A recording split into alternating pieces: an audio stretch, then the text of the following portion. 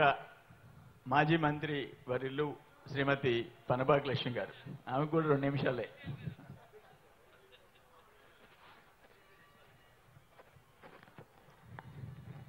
అందరికీ నమస్కారం.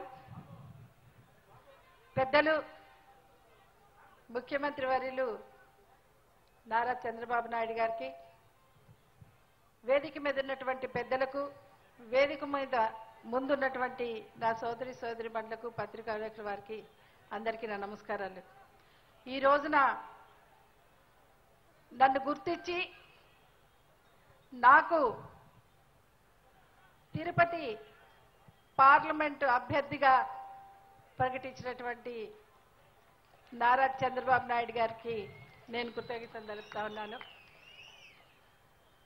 ఒక విజన్ ఉన్న నాయకుడిగా గుర్తించి ఈ రోజున save democracy, save nation, save constitution అన్న నినాదంతో ఏకతాటిపైకి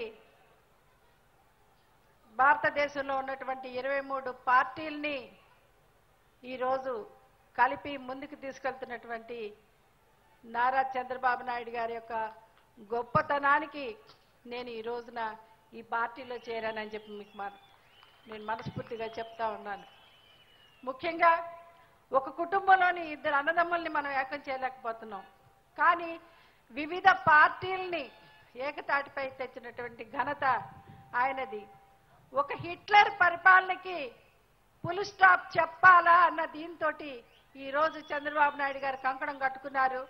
ముఖ్యంగా రాష్ట్ర విభజన జరిగిన తర్వాత ఈ రాష్ట్రాన్ని అన్ని విధాల ముందుకు తీసుకెళ్లాలంటే ఈ రాష్ట్రానికి ప్రత్యేక హోదా కావాలా, దాన్ని ఇస్తానని నమ్మించి మోసం చేసేటువంటి నరేంద్ర మోడీ మీద పోరాటం చేస్తున్నటువంటి చంద్రబాబు నాయుడు గారితో కలిసి నేను కూడా పోరాటం చేయాలని చెప్పని నేను ఈ నిర్ణయం తీసుకోవటం జరిగింది.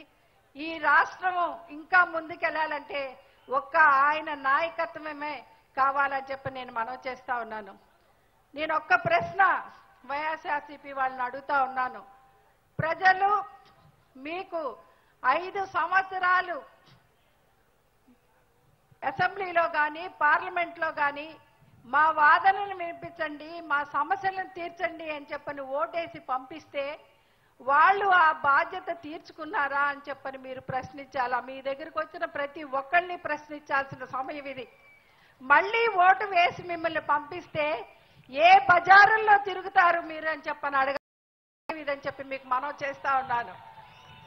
ఒక్క సమస్య కూడా తీర్చకుండా ఈరోజు మళ్ళీ ఓటుకు వచ్చే హక్కు వాళ్ళకు లేదు అని చెప్పని మీకు తెలియజేసుకుంటూ, ముఖ్యంగా డాక్టర్ బాబాసాహెబ్ అంబేద్కర్ గారి యొక్క కాన్స్టిట్యూషన్ ని శుభ్రంగా మార్చేసి ఆఖరికి రిజర్వేషన్ డివిజన్ ఇవ్వలేదు. మనకి ఇంటర్నేషనల్ స్థాయిలో తిరుపతికి గుర్తింపు ఉంది కాబట్టి తిరుపతికి ఒక రైల్వే డివిజన్ తీసుకొచ్చామని చెప్పి మీ నాయకత్వం కింద నేను కోరుతా ఉన్నాను. అలాగే పెండింగ్ లో ఉన్నటువంటి దుగ్గరాజపట్నం పోర్టు, మన్నవరం ప్రాజెక్టు కూడా, బిహెచ్ఈ ప్రాజెక్టు కూడా తీసుకొచ్చుకుందామని మనం చేసుకుంటూ నాకు ఈ అవకాశం కలగజేసిన పెద్దలందరికీ